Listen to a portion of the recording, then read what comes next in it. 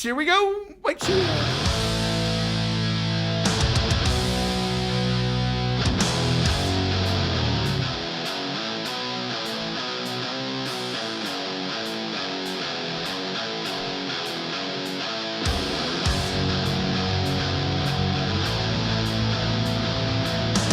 Got the bird's eye view with back-to-back state champion head coach Mike Sheahan.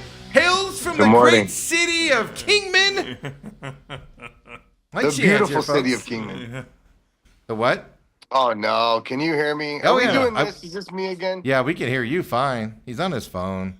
Oh, he's at school. I know. Can you not hear us? Yep. Oh, look. See, we got people in the background and everything. Yeah, hello? Can you not hear us? Hello? I can. All right. Yeah. Oh, all right. What, dude, first of all, the biggest question of the day, Dale, what the hell's on your face?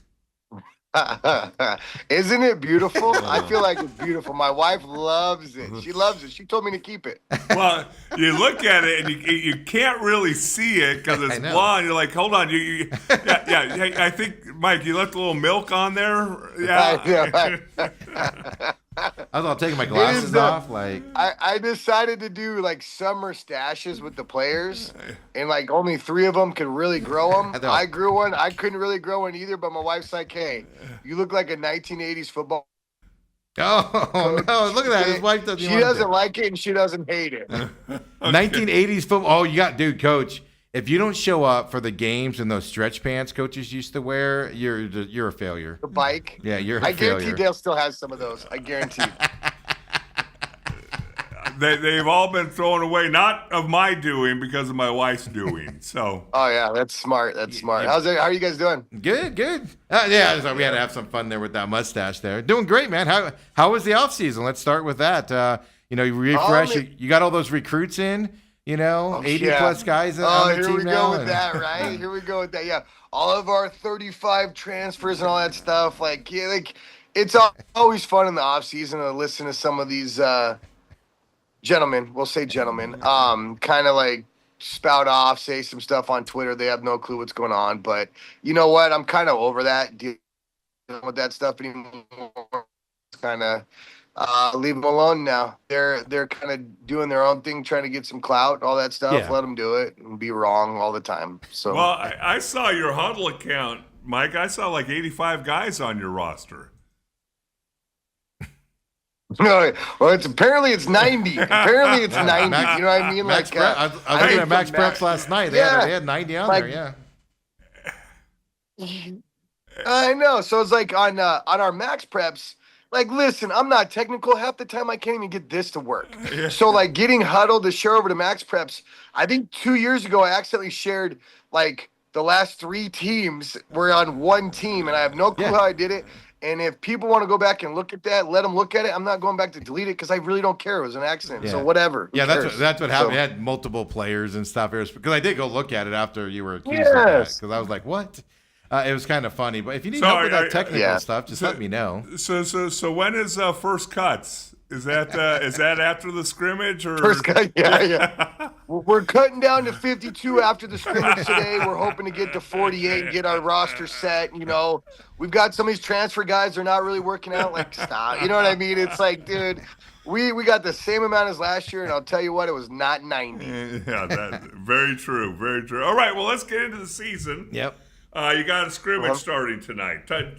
For people who don't understand what a high school scrimmage is, what is going to happen tonight? We will play. So you're allowed 120 plays, and that's 60 plays of offense, 60 plays of defense for your team. Obviously, 60 plays of offense for both teams. How I like to do it is get a little bit different looks instead of playing the same team. So instead of playing one team, I invited 4 teams or 3 teams other than us. So there's 4 teams total. It's LA Ironwood, Gilbert Christian, and Heritage Academy Levine. And what you do is we kind of do a little round robin, right? So we're only going to play 2 of the 3 teams.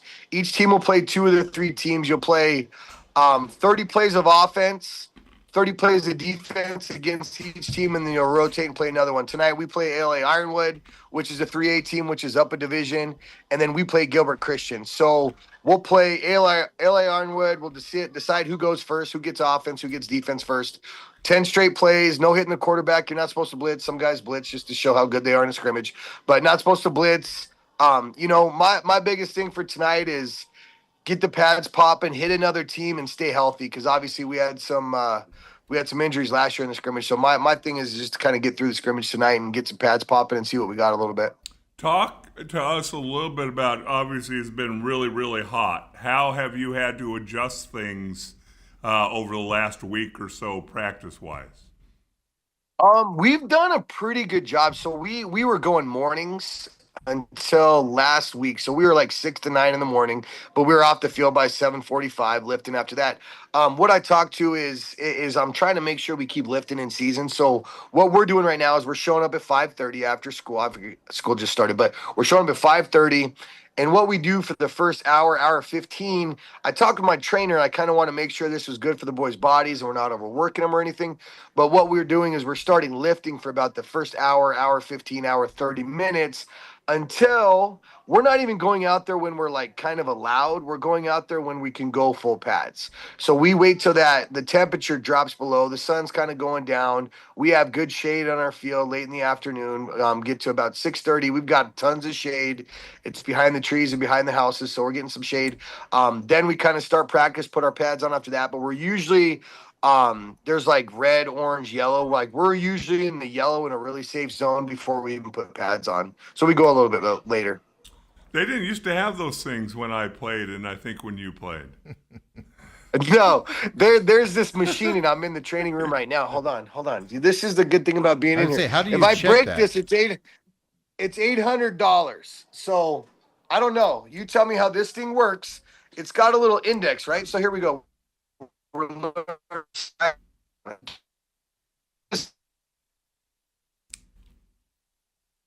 The humidity and everything, and it gives you a number. And as soon as you're in good numbers, then you can actually practice. So it'll be like, if this is red, there's no practice. If this is orange, you can practice without pads. And once you get to yellow, you can go full pads. Anything below that, actually, no big deal. So. And you have a water station out there that kids can get water anytime they need it, and then you probably have a water break or two during practice.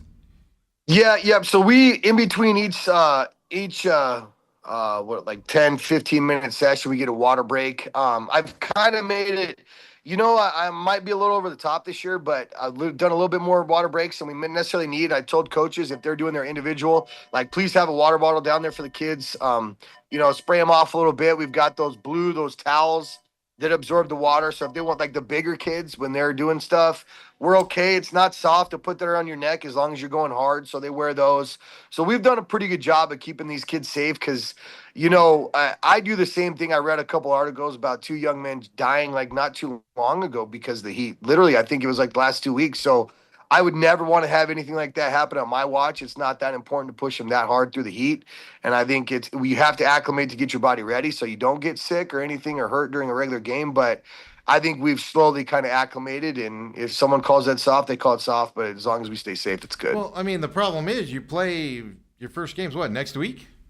Yeah. I mean, it's not going to be any cooler then. So at some point, now I know you're playing at 7, I'm assuming the kickoff's going to be. So, I mean, it'll be a little cooler, but it's still 100 degrees. So it shouldn't be too bad. It should be right at 100, but you get the shade, so it's not horrible. And by about 7:30, 8 o'clock, it's comfortable, right? Even the fans won't be that miserable. All right, let's talk about the team. Obviously, you're vying for a 3rd straight state championship. As well as anybody, the target's going to be on you guys. Subtle. To talk to our listeners and viewers a little about some names that they might expect to hear as this season gets going.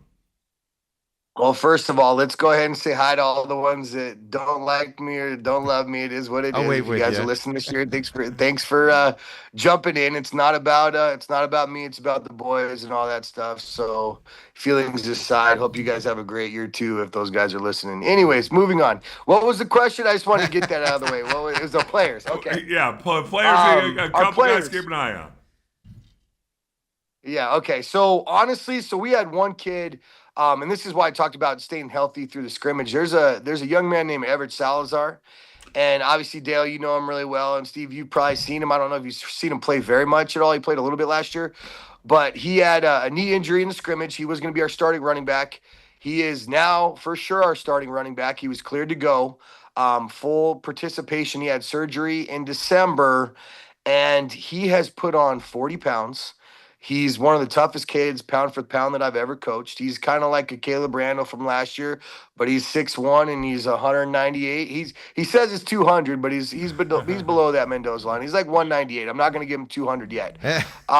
What number? What number? You know, is he, Coach? He will be number 25. He will be number 25.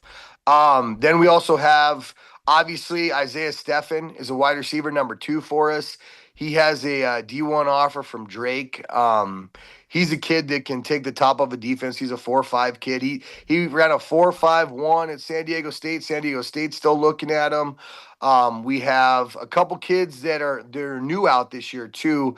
Basketball kids that are kind of coming out. We have a 6'4" Kyle Olafson. He's a wide receiver. Great hands.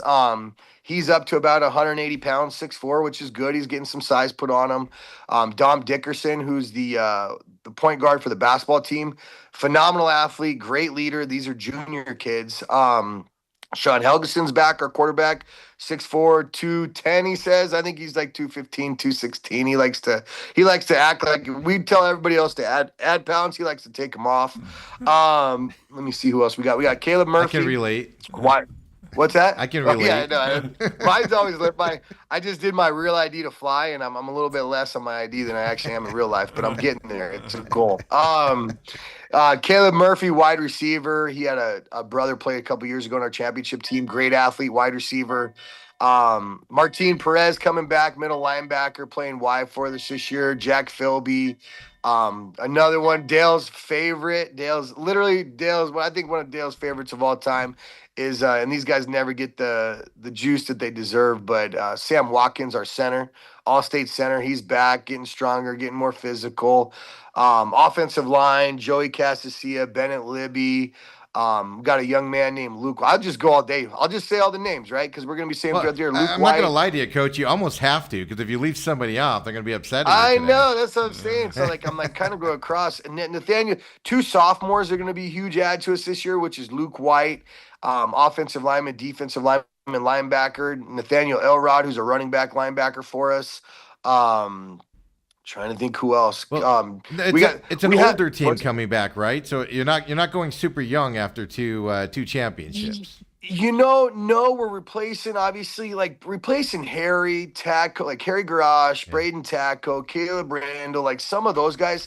It's going to be very difficult, right? So those guys were, I think Harry was 18, 19 touchdowns, great leader on the team last year. Caleb's hard to replace. It's kind of hard when you look to replace great players and players of the year and players of the year for the division. You look at the next guy up and you're like, you kind of compare them, but they're totally different players and they're great players. We just got to let them see what they can do. But I would say our juniors are going to be gigantic contributors. Our seniors, we've got more seniors than I think we've ever had in the last 15, 20 years at SCA. We've got the most amount of seniors. Then our sophomore class is probably our biggest class in general. We just added 2 6'3", 6'2" kids that are going to be playing tight end and wide receiver for us. A couple more basketball kids coming out. They just joined school yesterday for Virginia, and no, I didn't go get them. They just happened to show up. Is that why you got your real? Is that why you got your real ID, Mike, so you can fly to Virginia? Yeah. I was flying back and forth. Stop. I'm not even going to say it because someone will clip that and act like they. Yeah, they've already done it. It's already hitting the socials, Coach. Oh, Gary. Yeah, they've already. Yeah, exactly. Trying to think. I'm so excited for this year. It's, there's a lot of hype around us. I kind of tell the kids it's, last year after the championship, coming back to the championship year, I was super stressed doing all those things, trying to repeat and trying to repeat. We repeated, obviously, one of the coolest seasons that anyone's ever been a part of. So I feel like the pressure's off. And now I feel like the pressure's on everybody else to beat us. And that's probably a weird thing to say. But I was on the radio the other day, and I don't want to say other names. I don't know if it's okay if I do, but I was on the radio the other day with a gentleman. You could say he was number 2, coach. It's all right. What's that? Kevin McCabe. Kevin McCabe. So I was on the radio with McCabe the other day, and he was kind of asking about, I don't know if that's a good name or not. I'm sorry. I don't know. That's why I don't do that. You're fine. You're fine. Okay. I know. I don't know. That's what I'm saying. I don't know. I saw he got a hat, but that's okay. Whatever. Yo, stop. I gave you a shirt. You got a polo. That thing's way more expensive than the shirt. But I was talking to him, and I lost my train of thought. You made me lose my train of thought. No, you were talking about pressure. What was I saying? Pressure. Sorry, coach. I made it about me. Oh, I do. No, that's okay. That's okay. I do it all the time too. So I think the pressure's off. And Ryan Day said something last week. He talked about like we're not defending anything. I feel like you kind of want to get out of this mode of defending anything. We're not defending anything. Everyone's coming to get what we had. We're not winners until we win again, and we got to be in attack mode. So we're not defending anything. We're the 2-time defending state champs. Great, well, all whatever. We got the rings. Those other teams have the rings. This team has nothing. We've got to go attack as much as humanly possible. That's kind of been the mentality this year, kind of switching it up. I think it's hard. You as a coach, you learn every year in and year out of like, how do I deal with this? We just won. We won twice in a row. How do you keep going? How do you keep the boys motivated? Like, you know, I had a team. I'm just talking today. Sorry. I had a team meeting the other day, and I just called out boys individually about the way they've been carrying themselves. They act like they have a championship this year, and they've got nothing. We've got a lot of hype around us, and tons of hype for a 2A team, which is amazing, right? We've been in the radio, we've been on the newspaper and all that stuff, but we've done nothing. We deserve nothing. We just happen to win the last couple of years, and this team needs to show what they can do instead of just like hear what they can do. Well, that was going to be my question, because we see a lot of this with Kenny Dillingham with ASU, right, with their unexpected year last year, and he's just telling them like, hey guys, you haven't won anything, and he's kind of bringing those expectations down. You know, that's at the college level, obviously, which is a little bit different, but you're dealing with, dare I say, and I'm going to call him immature, but, you know, compared to a college level kid, you know, it's a different level because they show up to school and everybody's probably praising them like, hey, we expect this, you know, the cute girls there at SCA, you know, are hitting them up now and all of that stuff. So, I mean, it's got to be a huge struggle for you to, you know, to deal with those expectations. Our boys are ugly. We're not worried about that. I actually did tell you, now that you said that, I told the boys it's football season. So if you need a coach's note about your girlfriend that you'll just see her in December, let me know. So, you know what I mean? That's what we're concentrating on. At the end of the day, you look at it, Mike, and there's a reason why, I don't care what level you talk about, whether it's the NFL, whether it's college, whether it's high school, nobody three-peats. And there's a reason for that. I mean, you play, these guys have played more games than most kids have. You get full of yourself a little bit. There's a myriad of different reasons. Do you think you guys are on the right track right now with their focus and that is a hard thing to get through to 30-year-olds, much less 15-year-olds, about the fact that, no, you didn't win the state championship last year. You guys have to do. You got to play a different team this year. You know, I hope, right? So I feel like I'm driving it into them as much as humanly possible, but you know, with these kids' frontal lobe's still developing, and then, dude, I'm 43, and my wife tells me mine's still developing all the time, right? So I feel like I hope that we're driving this home enough that they realize, like, every team is a new team. We could go 5-5, 0-10 very easily, depending on personalities. And you know, personalities and passion. So it's constantly working on culture while also putting in the hard work. Now, this year I did start like a week earlier because maybe I'm putting pressure on myself to be successful. Maybe I'm putting pressure on these kids to be successful again. But we've been going a month already, and I think they've been humbled a couple times because we're trying to keep them in check as much as possible. But also at the same time, we're not slave drivers. Like, we will praise good, hard work. We will praise the right things. We will tell them that they're good. You know, it's an old adage. You kind of like, I don't know how else to say this, but like, you don't want to tear them down, but they used to say like tear them down and build them back up. We don't tear down kids, right? But what we do is we're realistic, we're humbling, and then we try to build them back up so they can have that confidence to go out and play, because the biggest thing you can do is be fearless and be free and go play football. And I think we do try to hammer that down into them as much as humanly possible. And we'll find out next Thursday if that's been working or if we got a lot of work to do in that, you know? So you got the returning guys that were obviously been on this team, then you've got these, JV guys that have had a lot of success inside that SCA program as well last couple of years there. So you've set the standard here, obviously that winning is what we do here. Then I look at your schedule, right? You start off with Pima next Thursday night, right?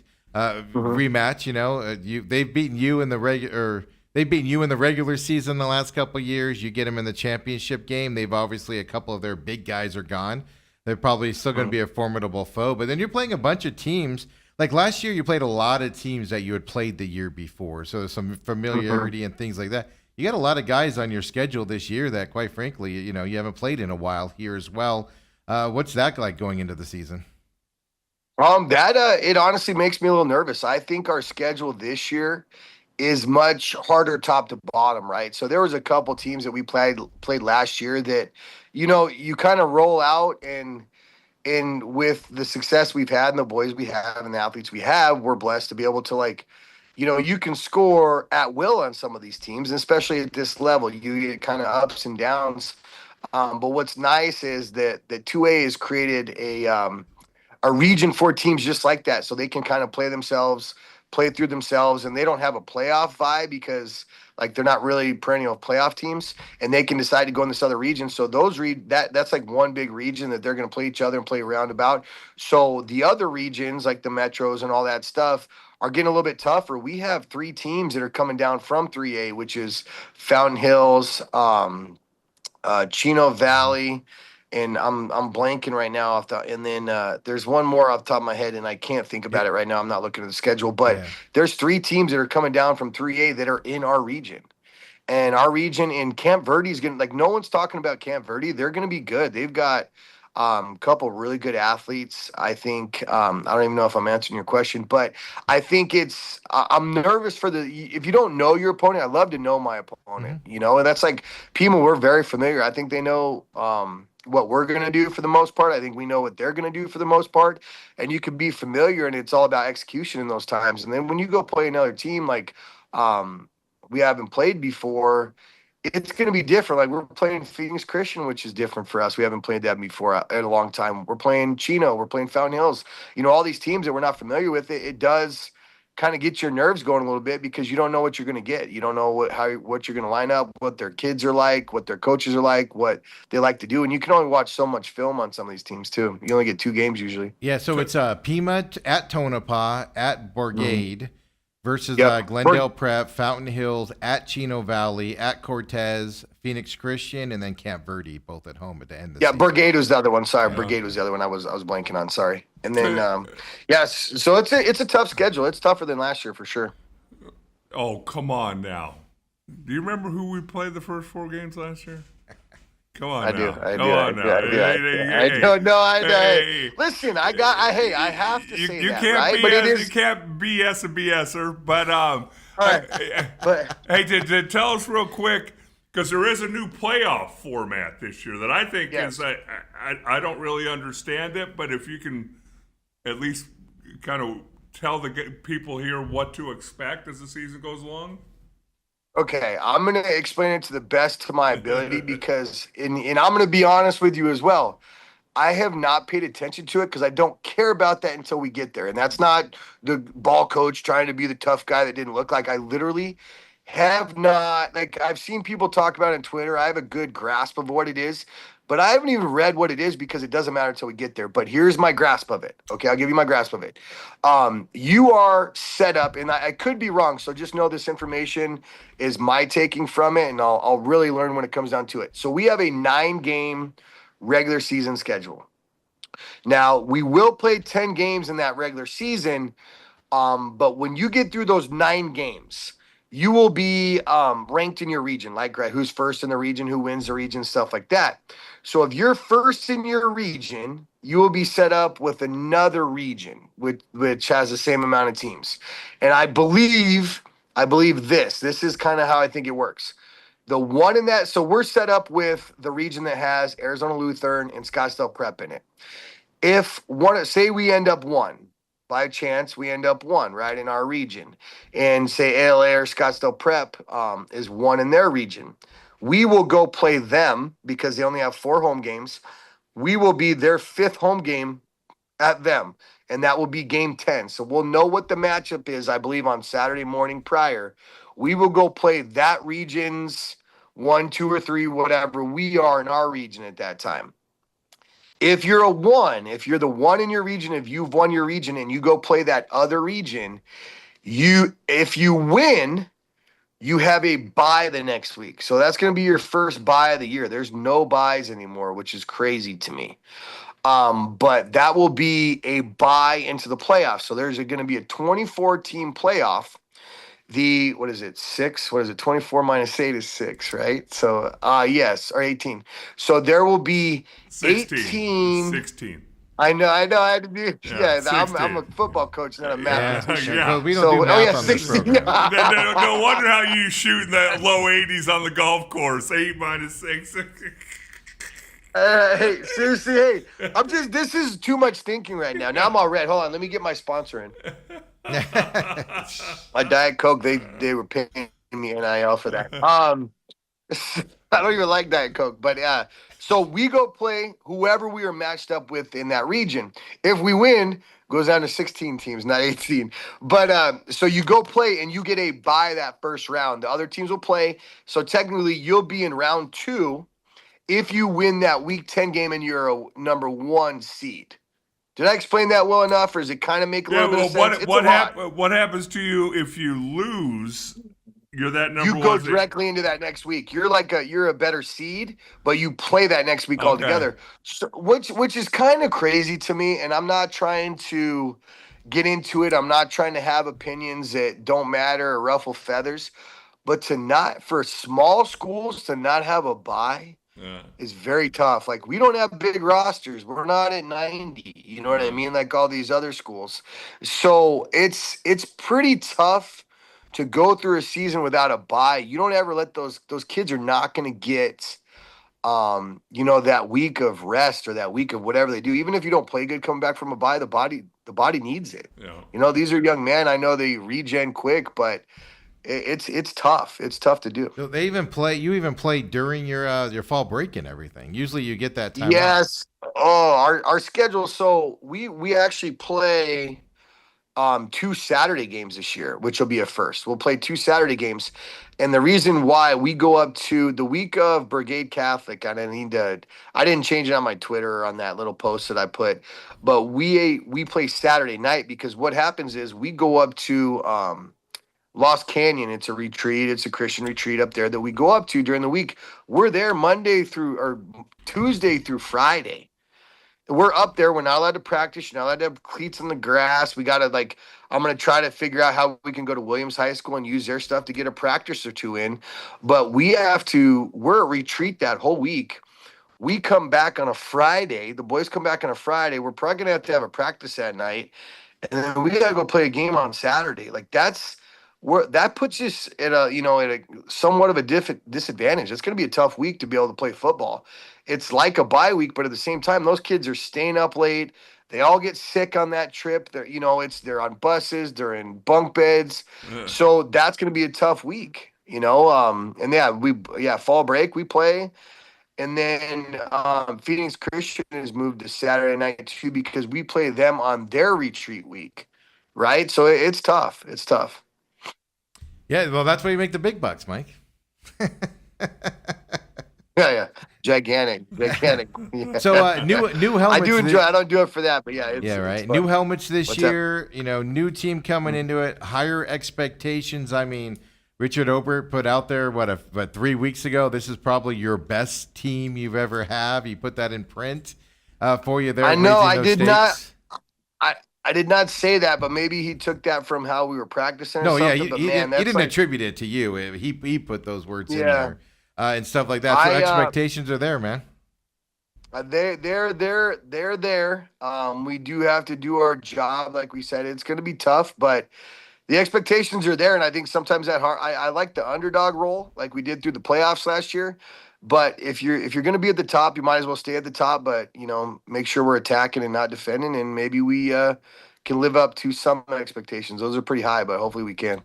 Absolutely. So it's tonight, 6 p.m. up there, Scottsdale Christian. I'll swing on through there to talk to you there and do all that stuff and Awesome. the other coaches and everything. And Dale, no questions about the line. I mean, is the line who's the line coach this year? Well, I thought he was going to mention a few guys and forget the offensive line. I said Sammy. I said Joey. I said Bennett. It was the last thing on your mind.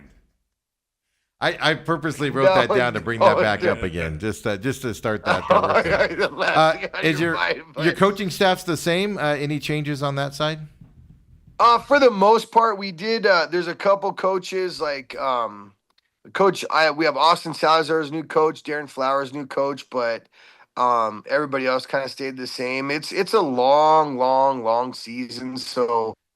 Some of the younger guys kind of realize how much it is, so they don't kind of come back. But for the most part, we've got the same staff back, minus a couple. But other than that, yeah, we've got less coaches this year, which is sometimes not a bad thing. But it's we're just rolling with what we got. So perfect. Dale, anything else? That's it. We'll no talk to you more next lineman week. questions. I miss you, big man. I do miss you, big man. I do. I don't want to get all sappy, but I miss the old man. I miss the old man. Hey, the one plus of Dale not being there right now, no blood on the field.